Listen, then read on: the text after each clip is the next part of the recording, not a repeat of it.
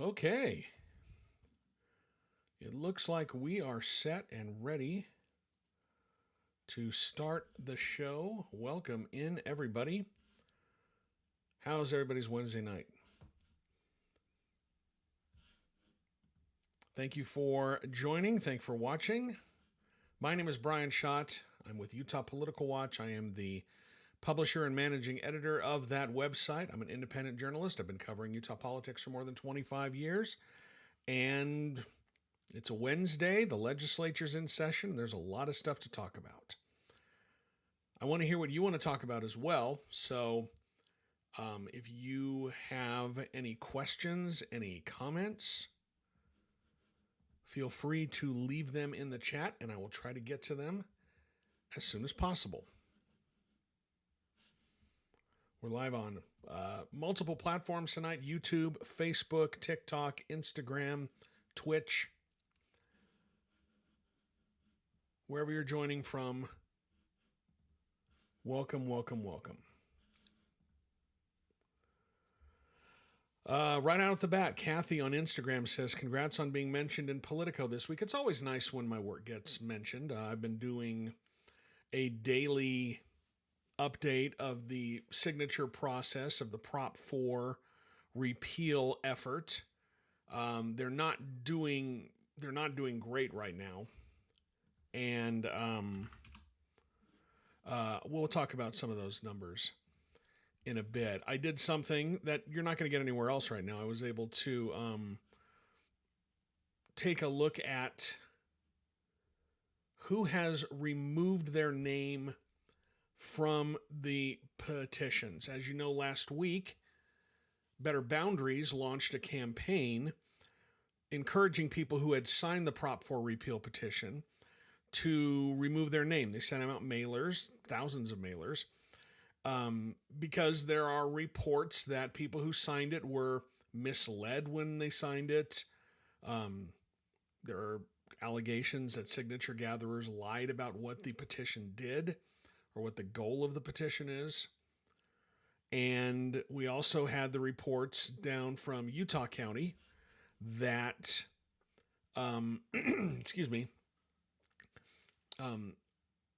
reports down in Utah County that there's a criminal investigation, an ongoing criminal investigation, because of the... I'm not online on TikTok. I'm going to reset that stream here real fast, see if that works for them.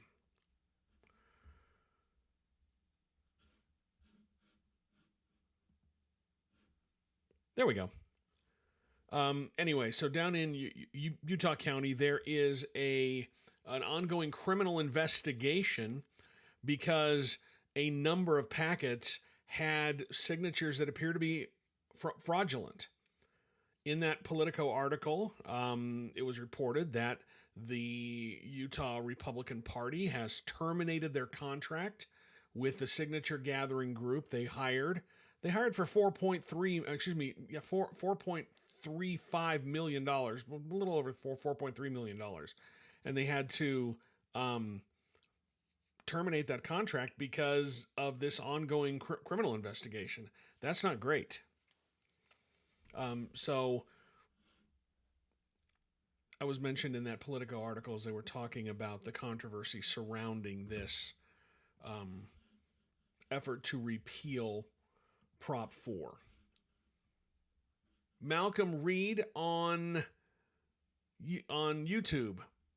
Let's get right into it. He says, what are the latest stats on the Prop 4 repeal? They have until Sunday to turn in the signatures. And everyone is saying, well, it's Sunday. You know, the 15th is a deadline, but it is it's Sunday. But the clerks have been told that they need to be available to receive signature packets all the way through Sunday. So they will be turning in Utah Republican Party, this group, Utahns for Representative Government, which is just essentially Republican Party leaders. They will be turning in these signature packets all the way through Sunday at some point. Right now, they have 81,827 verified signatures. They need 58,921 to reach the statewide goal. Right now, they're sitting at 58.14% of the statewide goal. As I said, they have 4 days left to collect and submit signatures, but we're not going to know for sure whether they made it or not, probably for a couple more weeks, because county clerks, have 21 days from when the packets are turned in to verify these signatures. So they could be verifying signatures all the way through March 7th. So we won't know for sure whether or not they qualify. Organizers claim they have the signatures. But as I've learned in my years in politics, don't watch what people are saying, watch what they're doing. And they are not acting like an organization that is confident that they have the signatures. They claim that they're doing an internal verification, but they don't have access to the actual signatures that this is going to be verified against. They can verify names and Senate districts, but if the signatures don't match, it doesn't count. And if they're waiting until the last second to drop a bunch of signatures, we should start seeing that by now. Because as I said last week, that strategy doesn't make any sense. So right now, they are 58.14% of the way to the statewide goal. But that's not the only goal they need to hit. They also need to hit certain signature totals in 26 of Utah's 29 Senate districts. And right now, they've only hit them in 4. They added their 4th district today, all across southern Utah. So they are really behind the ball. They've been behind the ball the whole time. And they are scrambling. But that's where we sit right now. And as I did an analysis today, I looked at signature totals and the signature submission list from January 23rd until today. And I identified, my total number is 556 voters who had removed their signatures from the petition in that time frame, January 23rd until today. That doesn't seem like a lot, but it is. It's not going to make a dent when it comes to the statewide total. The statewide total, people taking their signatures off the petition, that's not going to hurt in the statewide total. Where it's going to make a dent, where it's going to have an impact, is on those Senate district totals, getting to that number in the 26 Senate districts.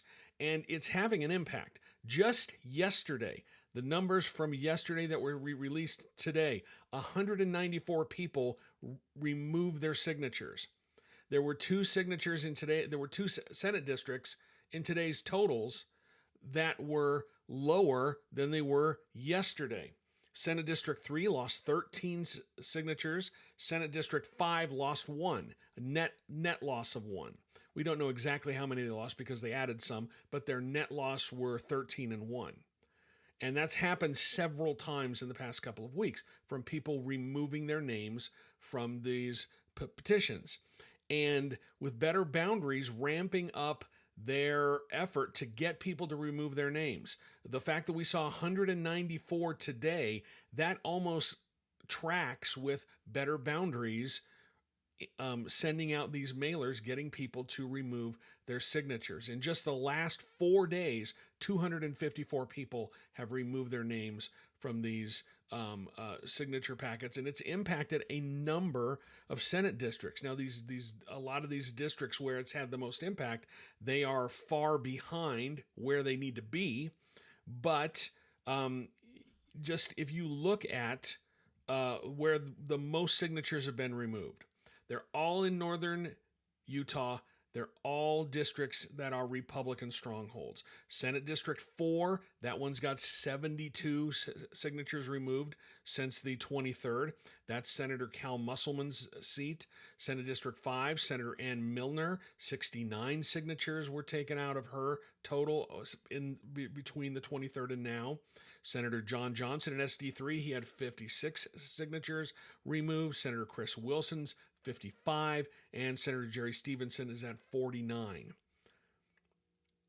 So this campaign by Better Boundaries I know when you look when you're looking at the fact that they have 81,000 signatures total, 556 doesn't seem like a lot, but it does have an impact because of um, because it will damage their ability to hit the requirements in the Senate districts. It's worked before, as I've told you in the past. In 2018, there was a ballot initiative, a signature gathering drive. It was called Count My Vote. And what they were trying to do was make it so that the caucus and convention system would no longer be used in nominations here in Utah.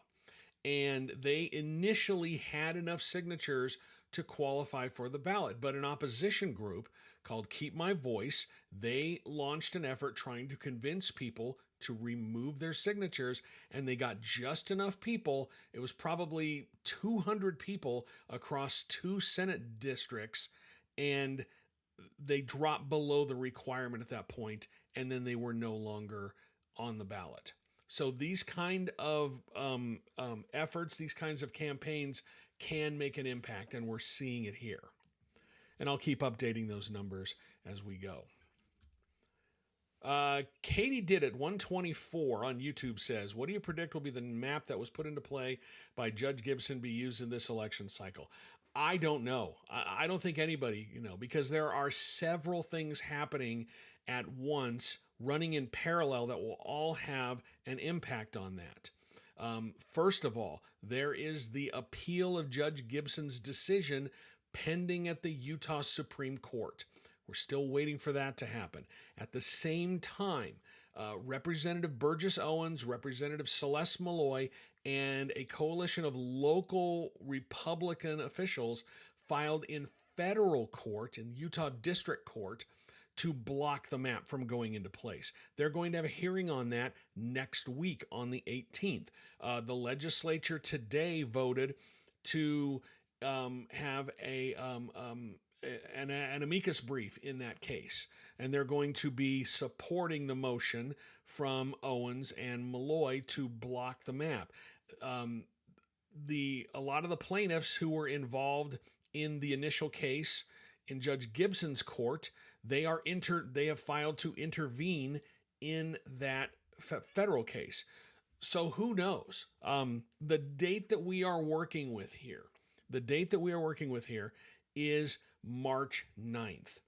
That is the first day that candidates for federal office can file for office. And whatever map is in place on March 9th is likely the map we are going to use. Because once candidates start filing, it's really hard to change the map. Courts are very reluctant to do that. So we're running against the clock right now.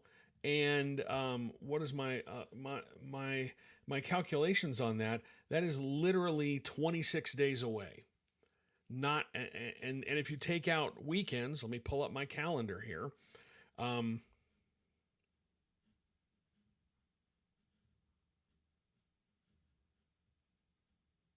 That's like 16 or 17 working days to have all of this stuff resolve itself. Now, it's possible that the legislature could just decide to move the dates back. They did it in 2023 when Chris Stewart stepped down. They did it this year because those candidates were supposed to start filing for office on January 2nd, but they moved the filing dates back to give themselves more time to appeal this decision. And it's entirely possible. I don't know if they'll do it, but it's entirely possible that the legislature could move the dates again. Our primary is set for June, but Utah's primary election used to be in September. I know that the party conventions have already been set, but I don't think the Republican Party would, which is the major part, the biggest party here in the state. I don't think the Republican Party would complain about having to move their convention back because of the primary election. So, that's a possibility. I don't know if they'll do that. I haven't. I've heard rumblings, but I haven't heard anything definitive. So I don't know if that is something that they would think about doing. But that's where we are. So Anybody who tells you they know which map is going to be in place in November, they're lying. They have no idea. Nobody knows because we've got two parallel court fights going on at the same time. If what I will say is if the effort in federal court by by Representative Owens and Representative Malloy does not go their way, it does not feel like the U.S. Supreme Court will have an appetite to step in. Last week, they declined to take up a challenge to California's new maps. And those maps were drawn for purely partisan reasons. And so it doesn't feel like the Supreme Court would have an appetite to hear an appeal of Utah's maps, given the fact that they did not do anything to take up the maps in California. So it's just absolutely crazy right now, and time is ticking, and there's very few days to get this done.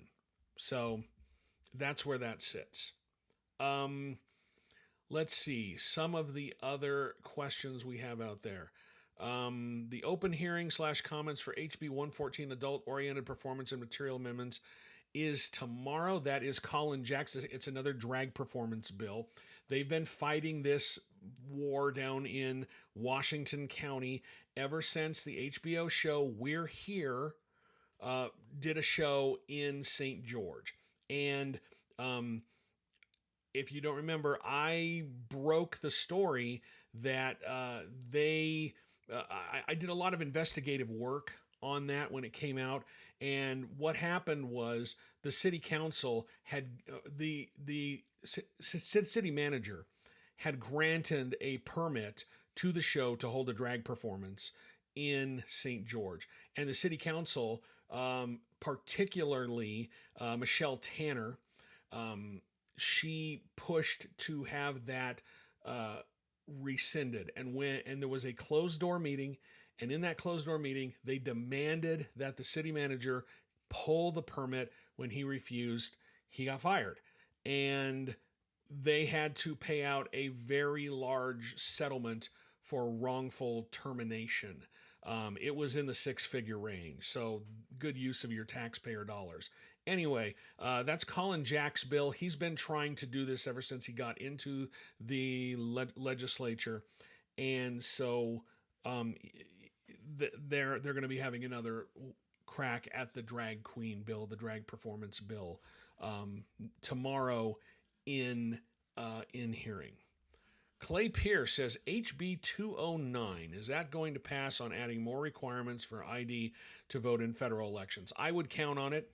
I believe, I don't know if that's the, let me pull that one up here. You guys have a lot of good questions right off the bat. This is great. HB 209. That's Cory Malloy's bill, and that one would prohibit, it sets up a bifurcated system for ballots. When you register to vote, you would have to show proof of citizenship. If you don't do that, then you would not be allowed to vote in Utah elections. You could still vote in federal elections because courts have determined that you cannot require proof of citizenship to vote in a federal election. They do the same thing in Arizona. Arizona was the first state to do this. They have two ballots. And if you do not show proof of citizenship, then you get a federal only ballot. And you can't vote for governor, state legislature, all the way down to your municipal elections. And that's the same thing that Utah's doing. There's a couple of bills that want to do this. There's another bill by Senator Mike McKell that sort of wraps this in with it. And it's some version of that is likely to pass. This is something that the legislature wants. So I would expect that one to pass as we get closer to the end of the session. There's one bill that I want to bring your attention to, and this happened last week, and I think it's important because the bill is back up to, the bill is coming back tomorrow. Last week, there was a bill by Representative Ken Ivory, HB 312, And what this bill did was it was a sweeping overhaul of our civics standards in the state. What it did was it created sort of it's a concept called spiral learning, where they start teaching about the founding documents of the United States and a number of speeches like Washington's farewell address, and they do it so students encounter them multiple times as they move through K through 12. They do this in a number of other states. They do it for other disciplines, but they don't do it for civics, not social studies, civics in particular. The reason this bill got my attention is because one of the people who showed up to testify on behalf of the bill, helping Ken Ivory present the bill, is a gentleman by the name of David Barton. And if you don't know who David Barton is, buckle up. David Barton is a Christian nationalist. He has argued that the separation of church and state is a myth, that the founders didn't want that. He argues that the founding fathers wanted the United States to be a Christian nation. The problem with David Barton is he's not a historian at all. He has no academic credentials as a historian. He has no academic credentials as a constitutional expert. He is a self-described amateur historian. And you want to know why I agree with him on that? Because he wrote a book a number of years ago called The Jefferson Lies. And that book was so riddled with historical inaccuracies, it was yanked from the shelves by the publisher. It has since been republished because Glenn Beck decided to throw him a lifeline and publish it. But the original publisher yanked it from the shelves. But this is the guy who is advising Ken Ivory on this piece of legislation. It came up in a House committee last week, and the House committee held it. They said it needed more work. They agreed with the idea, but it needed more work. And Ken Ivory was not happy that his bill was held. A lot of the right-wing extremists here in Utah were very excited about this bill because it's a backdoor way to get some of this religious teaching into social studies. And if you've got someone like David Barton advising you on what your civics education should be, that should be a gigantic red flag, because he is, as I said before, a Christian nationalist. He runs an organization called Wall Builders. They are a Christian advocacy group. He's got they're aligned with a group called Patriot Academy, and Patriot Academy offers something called biblical citizenship classes. In fact, Representative Ken Ivory teaches a biblical citizenship class at the Capitol using legislative meeting rooms to hold these meetings. He holds them on Monday at the Capitol. He makes money from this, and I assume there's a registration, and I believe that he charges for it. He's also listed as a constitutional coach on the Patriot Academy website. And so these are the people who are advising on overhauling the state's civic education standards. Well, after the bill was held, Ken Ivory was pulled as the sponsor of the bill, and he was substituted for Representative Tiara Oxier. Well, that bill is back on the agenda tomorrow in the House Education Committee. Expect it to pass. I've heard that this bill, that Speaker Mike Schultz is on board with this bill. He would like to have it pass, so expect it to pass. Mike Schultz has spoken at one of the reasons. I'll back up a little bit. Back in 2024, Speaker Schultz spoke at an event sponsored by Patriot Academy, this far-right group that purports to teach people about the Constitution, but it's not accurate at all. I asked him about it. He didn't want to answer.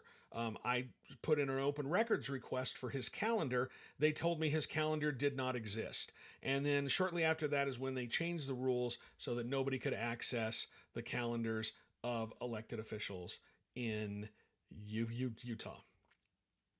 So they're all in on this, and they're all supporters of it. And I think it's important for you to understand who is advising your lawmakers. Who are your lawmakers listening to?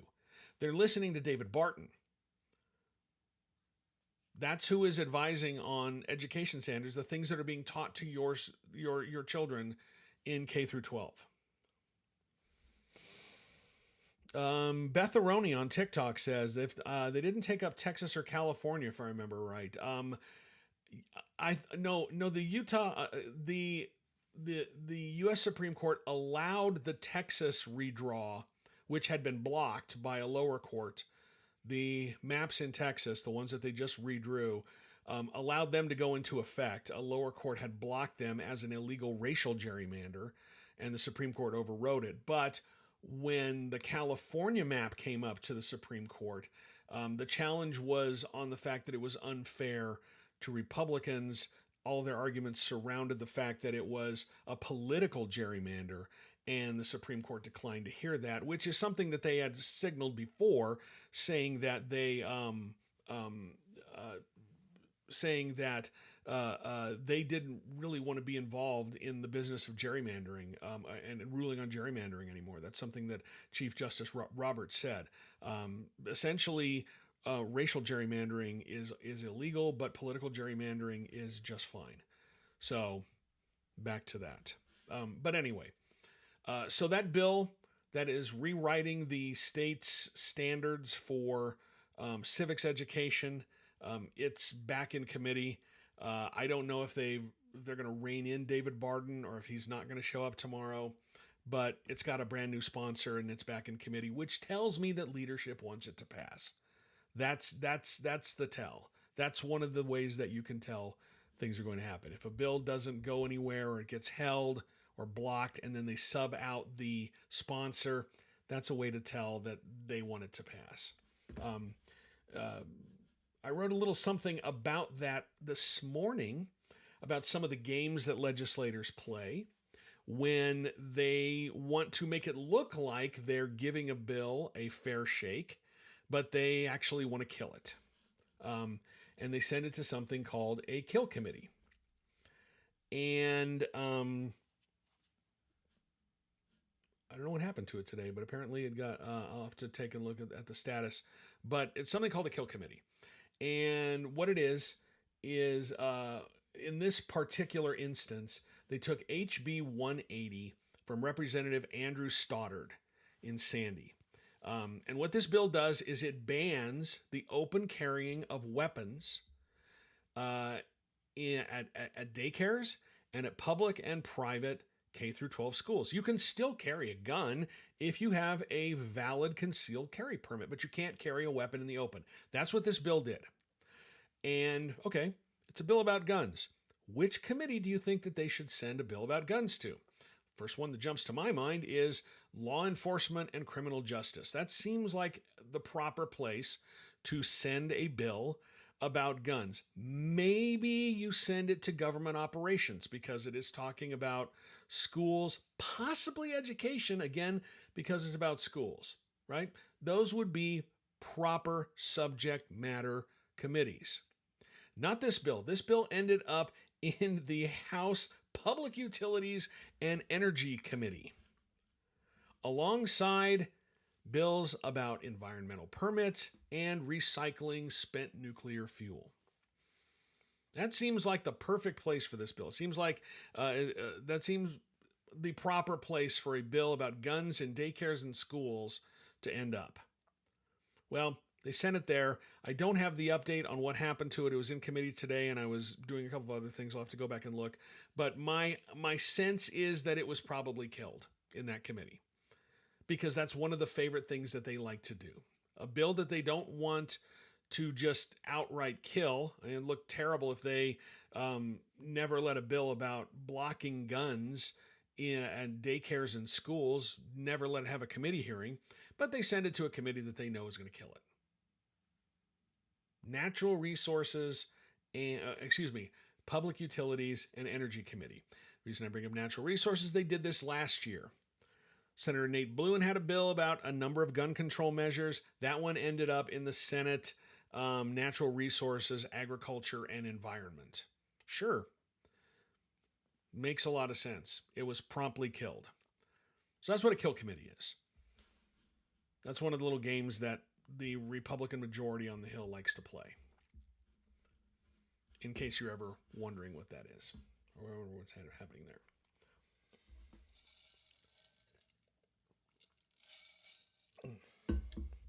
All right, a little parched. So anyway, if you're just joining us, welcome in. My name is Brian Schott. I am the publisher and managing editor of Utah Political Watch. I'm an independent journalist. I've been covering Utah politics for more than 25 years. And I like doing these lives to explain what's happening in Utah politics, talk about what's on your mind, talk about some of my reporting, and have a discussion. So if there's anything that you want to talk about, any questions you have, feel free to drop it in the chat, and I will try to address it as well as I can. Let's see. Looking at some of the... there was some good news with bills inspired by... there was some good news in terms of legislation inspired by, I would say, fringe ideas. Earlier this week, on Monday night, Representative Trevor Lee's bill that would have made ivermectin available over the counter without a prescription was killed by a House committee. Frankly, I was surprised that the committee listened to the medical experts, especially after last year, when they were moving to remove fluoride from the drinking water, and dental expert after dental expert after dental expert testified saying, don't do this. This is a bad idea. This will cause lots of problems. Fluoride is effective. And they didn't listen to it. They listened to the parents who said this is about personal choice. It's a personal choice. Parents and other people who said this is about my decision about what goes into my body. Well, they used essentially the same kind of argument when it came up with this bill from Representative Trevor Lee about ivermectin. And what his bill would have done, the first version of his bill would have allowed a doctor to write a standing order to let a pharmacist give out ivermectin over the counter.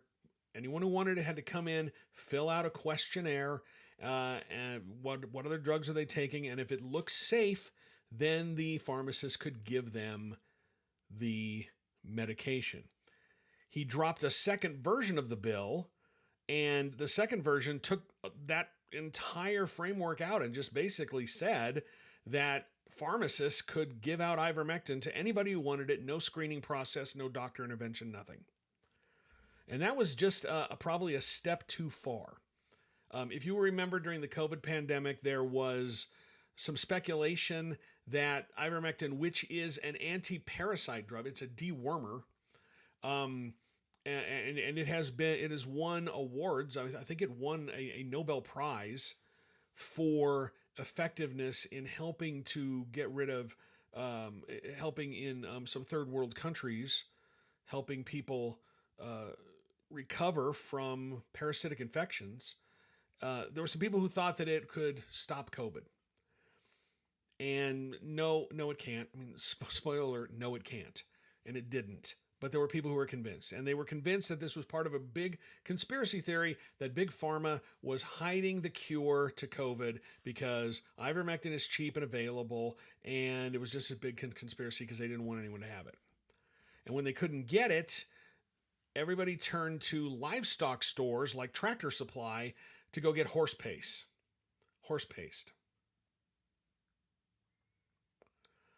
And, well, that obviously that's not safe to take a veterinary formulation of a drug. So this bill would have made it available over the counter. part of the problem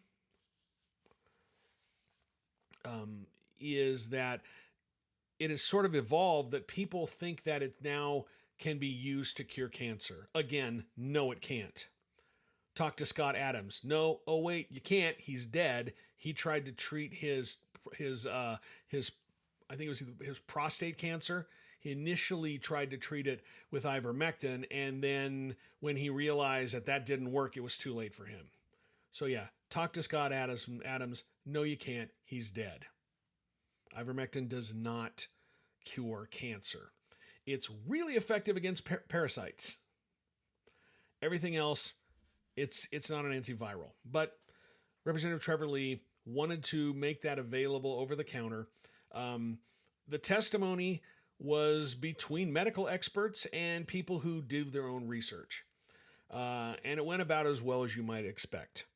The CEO of the Utah Medical Association came out and said this could cause significant harm.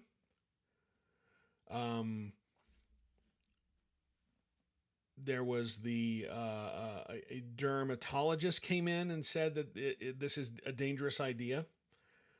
But you had people who claimed that they were doing their own research or wanted the choice to do this. They said, no, it should be fine. In fact, one of the people advocating for it is a gentleman by the name of Neil Schultz, who just happens to be the brother of House Speaker Mike Schultz. Neil Schultz has shown up a couple of times during this session, and he's been a little bit on the extreme side of the things that he's talking about. Someone in the chat is saying it's over the counter in other countries. A little bit, but there are some claims that it's over the counter in Europe. Well, no, it's not. It was briefly during COVID. I believe in Ireland, possibly, but that has been rescinded.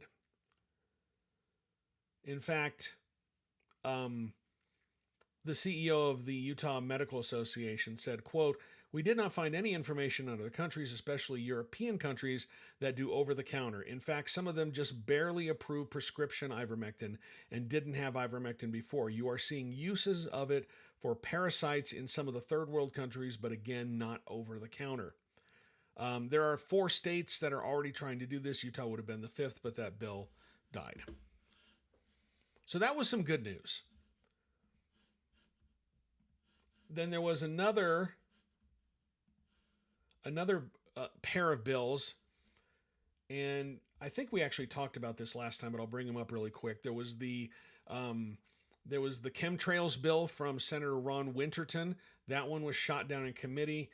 And then HB 85 from Representative Lisa Shepard that would that's basically said that international organizations had no jurisdiction in Utah. And that was based on the Great Reset conspiracy theory that came out of the COVID pandemic that said these organizations, United Nations, World Economic Forum, and World Health Organization, were working with these elites to manufacture crises like the pandemic in order to reset society and enslave humanity. That one died on the Senate floor. So a couple of good things came out of it. Question in the chat. This one is from Clay. Actually, I'm going to go with Serald66 first on YouTube because I actually wrote about this. They said, "What are your thoughts on splitting the legislative season into 3 sessions?" That is a bill that has been proposed. Let me pull it up here. There we go. This is a resolution. It would require a constitutional amendment. HJR 22 from Representative Ryan Wilcox. What he wants to do is Utah would still have 45 legislative days, but it would be split up into 3 sessions. There would be a budget session that would be 3 weeks long, 15 working days. So they would be Monday through Friday, and that would take place in February. Then there would be 2 15-day policy sessions. One would be in May, one would be in September. And right now we have a 45-day legislative session. Weekends count into that 45 days. But the problem is they don't work on weekends. So they're really only up on the Hill for 33, 34 days out of the 45. So this would actually have them in session longer. It would just split it up again into 3 sessions. The budget session in February, and that's the only thing that they could work on, unless they get a 2/3 vote in both the House and the Senate to take up a policy issue. Otherwise, policy bills would have to wait until the 15-day session in May or the 15-day session in September. Utah used to do this. We used to have 2 legislative sessions split over 2 years. Before 1984, Utah had a 20-day budget session, only 20 days, in even years, and then a 60-day general session in odd-numbered years. That's how we used to do it. Part of the problem is legislators kept using the budget session to take up policy issues.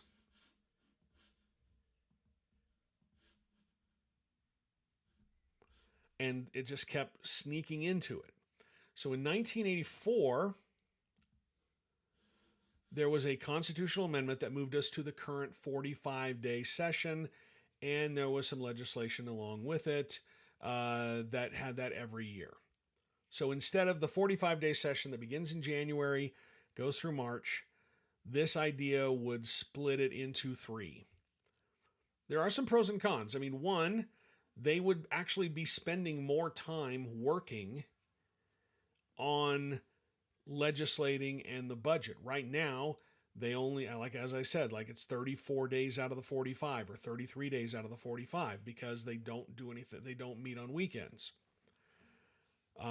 But at the same time, it would be a lot easier to ram stuff through because there's a shorter amount of time. Although they do ram the more controversial stuff through in a couple of weeks.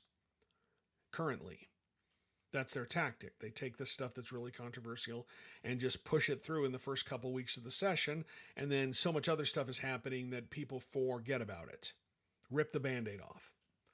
So that's an idea. It would need to get 2/3 vote in both the House and the Senate to go on the ballot in November. And then if it passes in November, then the Constitution would be changed, and we would be moving to the 3 legislative sessions a year rather than 1. I think it'd be an interesting thing to do. I certainly don't think they have enough time as it is right now. The fact that they don't work all 45 days. So, and they're trying to do so much in that small amount of time. This would actually give them more time on the Hill. If you have any thoughts on that, please leave that in the chat. I'd love to hear from you about that.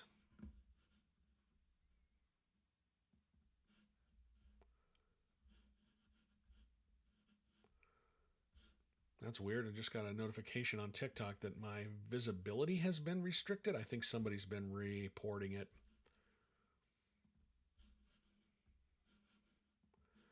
I was going to get someone out of here who I think is doing that.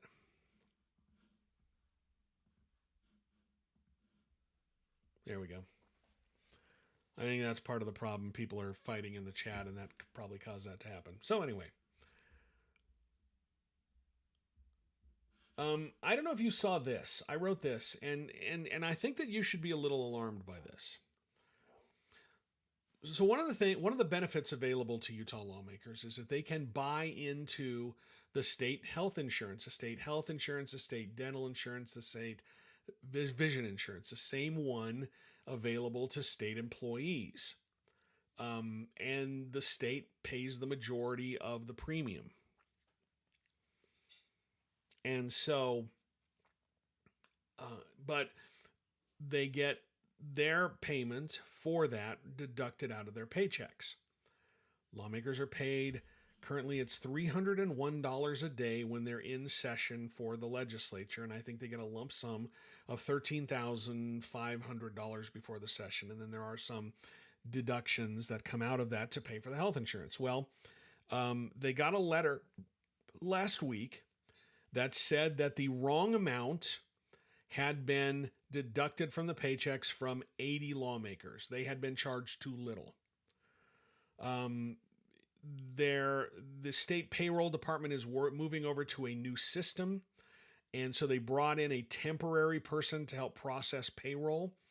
And one of the problems with that is this person used last year's deductions rather than this year's rates, and so they were undercharged for health insurance.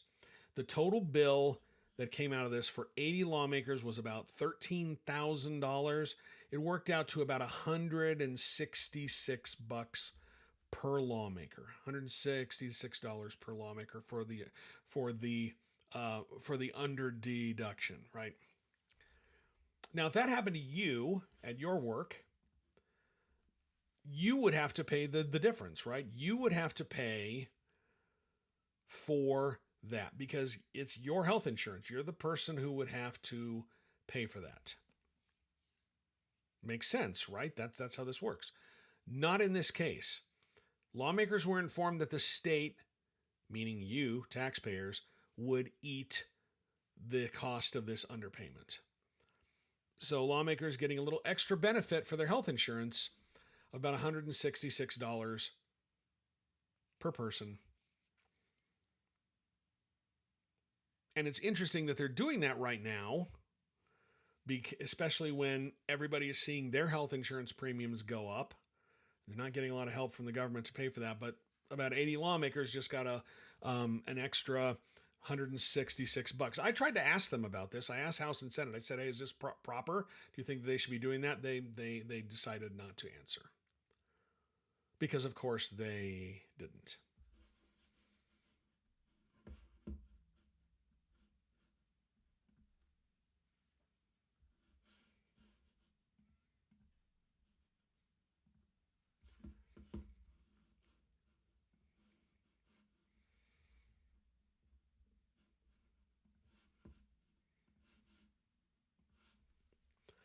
Anyway, just doing a couple of housekeeping stuff there behind the scenes. Let's see what other people have been saying here.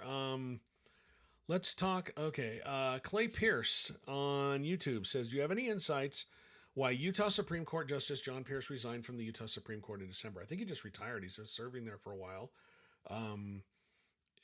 His wife was the top advisor for Governor Cox during his first administration, and she left shortly before 2024, I think is when she left that office. She was hired after being the editor of the Salt Lake Tribune. She went over to become a top advisor to Governor Cox. John Pierce was very deep in the whole Herbert Cox administration. He was Governor Gary Herbert's counsel, his general counsel, his lawyer, and then Herbert appointed him to the Utah Supreme Court. So, other than that, I have no insight as to why he resigned, why he retired. Let's see. We have on TikTok a question: what's the status of the raw milk bill? Well, let's take a look at that because I'll have to pull that up in real time.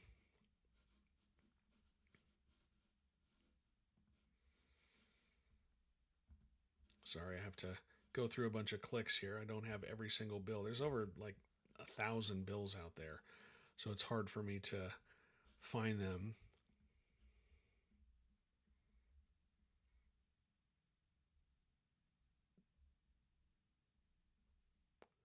Sorry, doing this live on the air. It is probably the most scintillating thing that's happening right now. I apologize for this. What was it? Talk amongst yourselves. I don't know. I'm not trying to. I've never been good at that joke.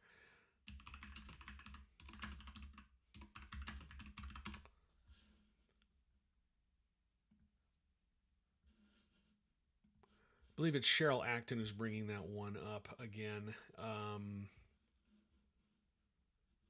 Oh, it's not her bill right now this year. So that's not it. Sorry, I'm trying to find that one. I will continue to look for it as we talk about a few other things here. There it is. Milk Amendments by Kristen Chevrier. HB 179. That one it passed the House committee 11-0 with 3 people absent, and it is circled on the House floor. So it's waiting for a vote on the House floor.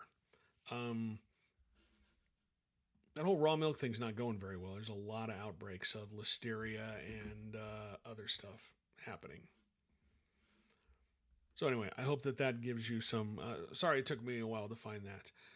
Let's see. Sirald66 on YouTube. Some, like Representative Ryan Wilcox, appear to be law mills. He has over 30. Looks like the bill is on course for over 1,000 bills. Is there any appetite to limit this?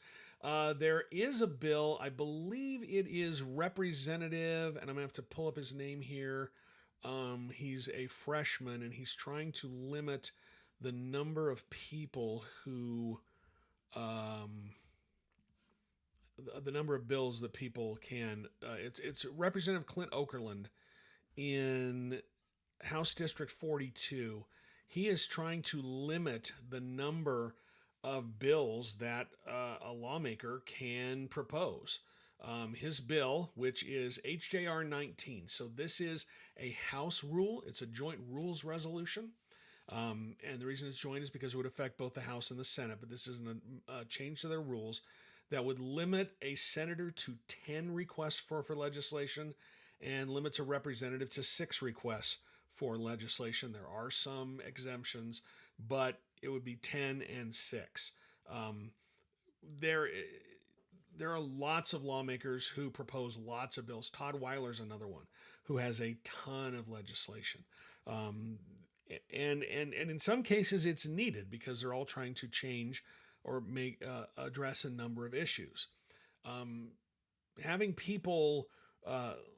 limiting senators to 10 requests for legislation or representatives to 6, that would really tie a lot of hands up there. I mean, it would certainly focus a lot of people on what they want to do, and it would feel like that's the more conservative thing to do because, you know, if you're a conservative government, they whine and moan all the time about the number of bills that they are passing every year. They complain that so many bills are being passed. And the problem is nothing ever changes. It just gets worse and worse and worse. And so, you know, that's where this would be the kind of idea that you would think that they would embrace. But I expect a lot of pushback against that. Lillian Bowles-Brown on Facebook says, would love to have a conversation about funding public education. I'm not sure what you have in mind, but if you want to reach out to me, you certainly can find my email, send me a DM on any of these apps. You can send me a message or you can email me and we'll see, you know, if there's a way that we can have that conversation. I always like to explain what is happening with the way that our public education is funded. So feel free to do that. Anyone out there who's watching, feel free to reach out if you have any questions, any comments, anything you want to talk about. Would love to hear from you outside of this.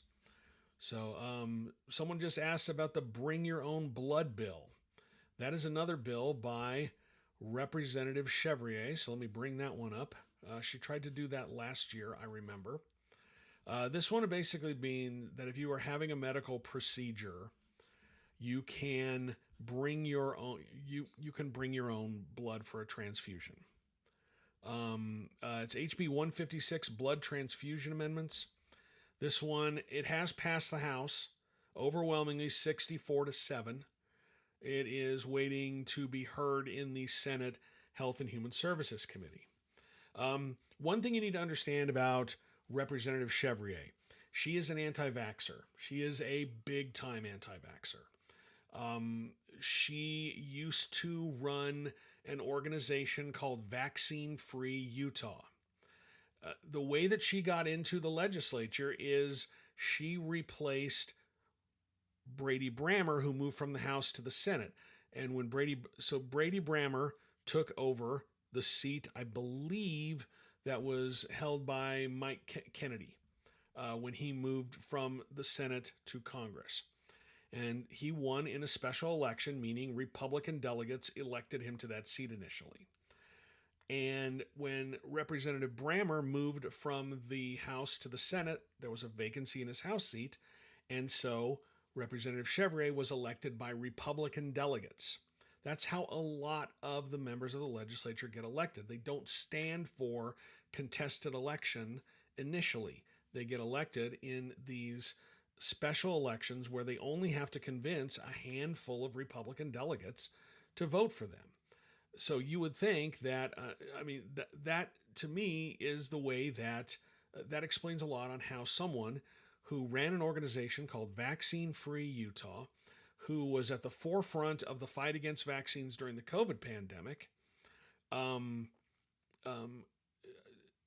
how someone like that can get elected to the legislature. They don't have to convince a bunch of people. They don't have to convince a wider electorate. There are so many legislators who get there, and especially probably the most powerful lawmaker right now, Senate President Stuart Adams. When he was elected to the House, it was in a special election. When he was elected to the Senate, it was in a special election. That's why this election is so fascinating to me, because he's going to have his first ever primary this year. He's got 3 Republicans challenging him for the Republican nomination in Senate District 7. He's never had an election this tough before.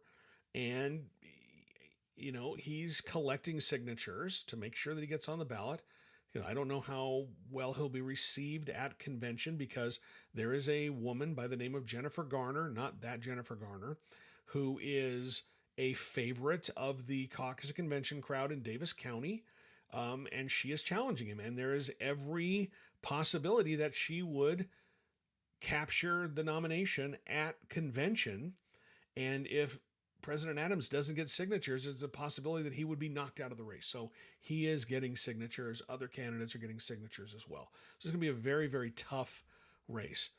Katie did it 124 on YouTube says McPherson got there that way too. Yeah, I think the last time I checked, it was about a third of the lawmakers were first elected by through a special election with the delegates rather than going through the normal process and a regular election. In fact, I'm going to bring up this story. I wrote this when Brady Brammer was trying to replace Kennedy in the Senate, because this is amazing, and this will just tell you exactly how this works. The seat that Brady Brammer currently occupies, every time it was filled with a new person initially, it was done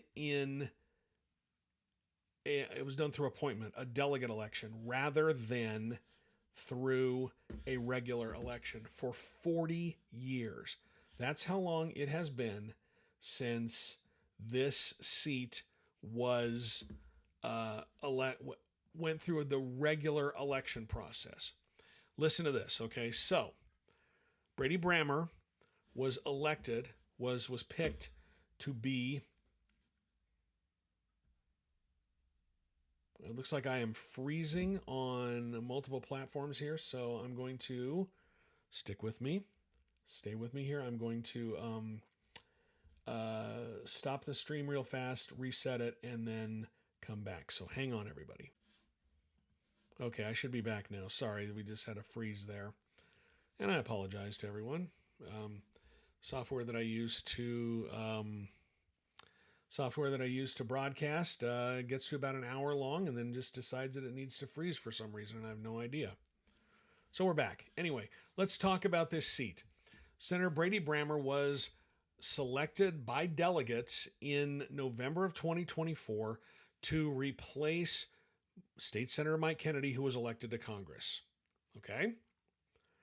Kennedy was elected by delegates in 2021 to replace Dan Hemmert, who resigned to take a job with Governor Spencer Cox's administration. Hemmert was elected by delegates to fill the seat when State Senator Al Jackson resigned because he accepted a job in another state. Al Jackson was selected by delegates to fill that seat when John Valentine was picked by Governor Gary Herbert to be the chair of the Utah State Tax Commission. John Valentine was a member of the House of Representatives when he was selected by delegates to replace Craig Peterson in 1998. Craig Peterson was selected by delegates to the seat in the Utah State Senate in 1988 to replace Senator Rogers, who retired. The last time that seat that is currently held by Brady Brammer was filled through a regular election was more than 40 years ago. And that's how the caucus and convention system works.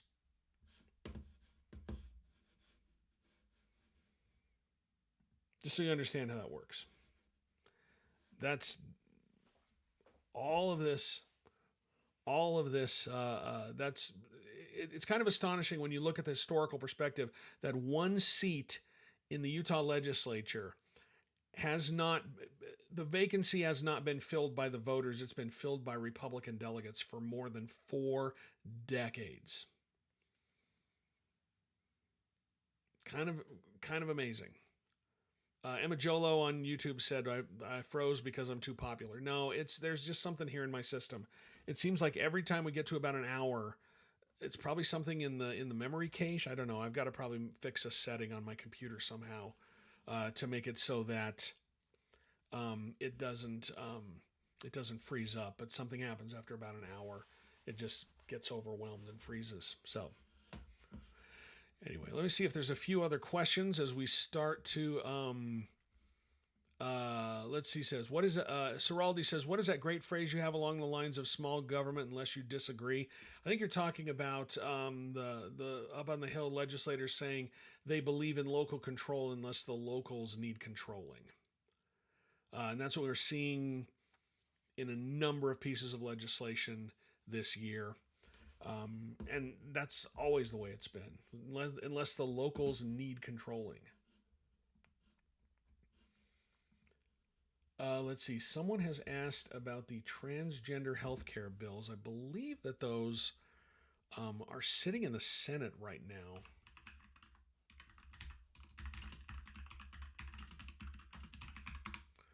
Sorry, I need to pull those up. 6 days ago, it says that HB 174, which makes Utah has a moratorium on gender-affirming care for minors, hormone therapy. That came in 2023. It's a moratorium. That would make it permanent. That one has passed all the way through the House last week, and it is waiting for a hearing in the Senate, last that I heard. The other bill was HB 193, and that one prohibits the use of public funds to pay for the performance of certain transgender medical treatments or procedures. That one also passed through the House, and it's waiting for a hearing in the Senate Business and Labor Committee. So that's where those two bills are. I'm guessing that they will come up for a hearing sooner rather than later, maybe this week. Ciraldi66 says you need a Tetris arcade behind you. I actually used to have 4 machines. I got rid of 2 of them because there just wasn't enough room. The Dragon's Lair machine I like because that one I've got a number of games on. I have Dragon's Lair, I've got Dragon's Lair 2, Space Ace, and a number of other games. It was with a company that promised a whole bunch of stuff. I bought their system, and then they went out of business, but I found a way to sideload games on there, so it still has life. And the Star Wars one, that was a gift from my wife one Christmas when she surprised the hell out of me with it. That one has Star Wars Empire Strikes Back and Return of the Jedi. I cannot tell you how many quarters I wasted on that machine growing up. When I would just go through the whole, I would just sit there and I grew up in a small town in northeastern Colorado. We did have an arcade, um, and that's where we would all hang out.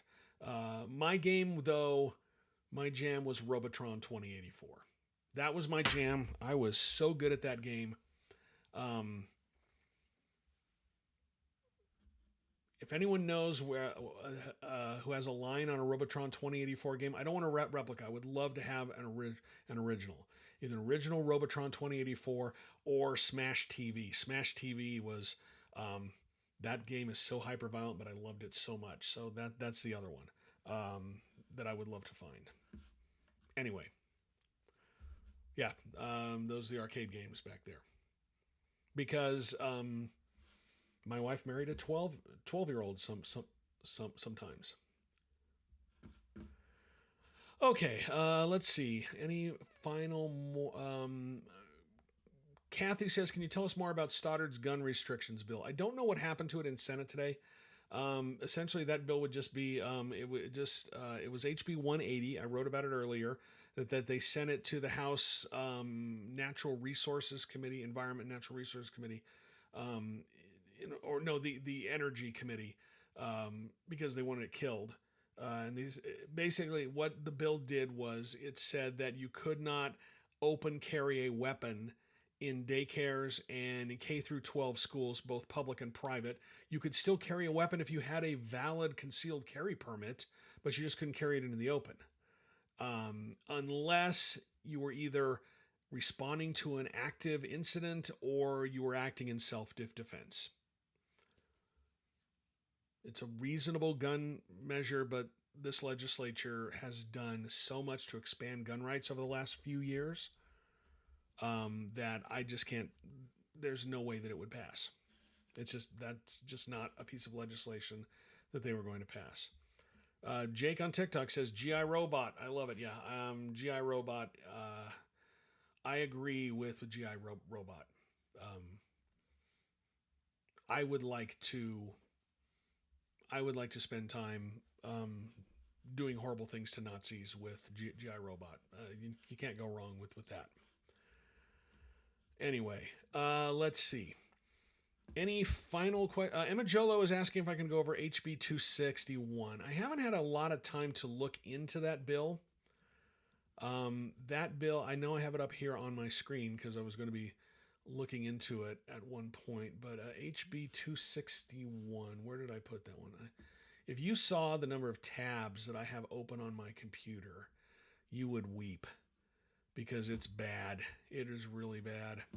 HB 261, that one is from Jason Kyle, and it allows law enforcement. It amends the requirements for law enforcement to get electronic information or records. I haven't really dug into it.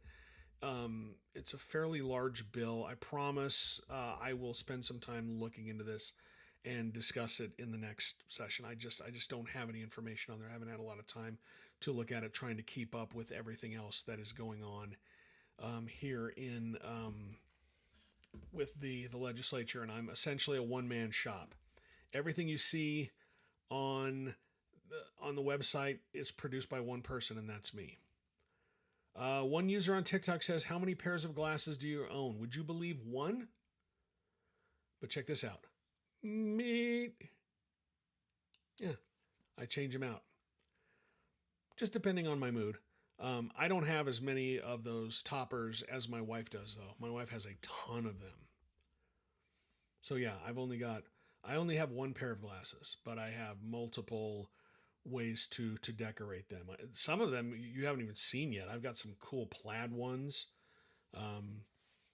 Probably going to bust that out for my daughter's wedding coming up in a couple of months. Let it go with the kilt that I'm going to wear to that. So anyway, I think that's going to probably do it for this evening. Been here for about an hour. Appreciate having the time to chat with you about what's happening in Utah politics. If you want more, you can always go to my website, utahpolitics.news. You can follow me on any of these platforms. I try to do at least one TikTok video a day, about 3 minutes, trying to explain something to you.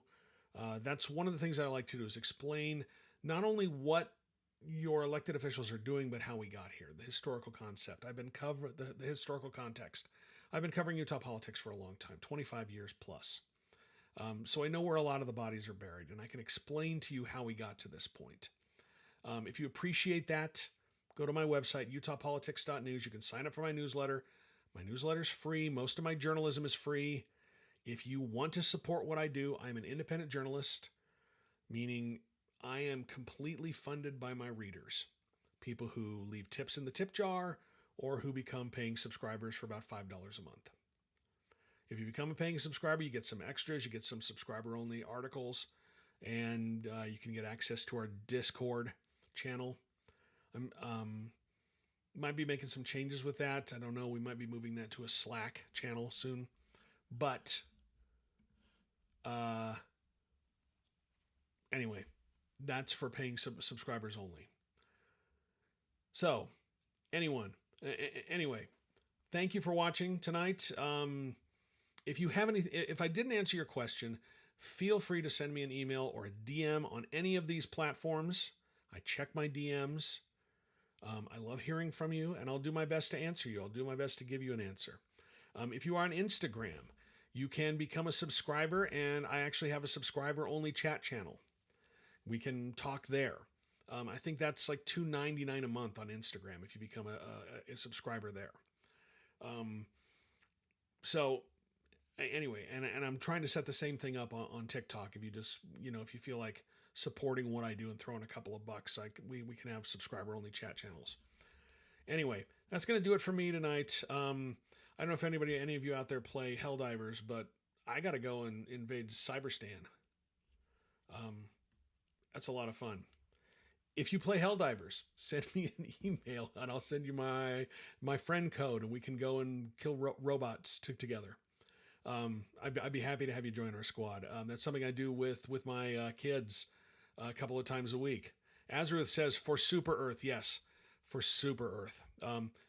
Send me a DM and I'll send you my friend code. Love to have you join us. Like I said, a couple of times a week. My son who's in Arizona, my daughter who lives here in Salt Lake City, and her fiance, we all get together and we just go and hit, do a couple of missions. And it's a lot of fun. We just laugh and laugh and laugh. It's been a great thing, but I would love to play the game with some of you as well. So anyway, thank you so much for watching. We will talk to you again soon, and go to my website, utahpolitics.news, and we'll probably do another live, maybe Saturday or Friday, Friday evening or Saturday afternoon. Now that football's over, I'm going to have a lot of time. Anyway, so we will talk to you again soon. Thank you so much for watching, and have a great evening.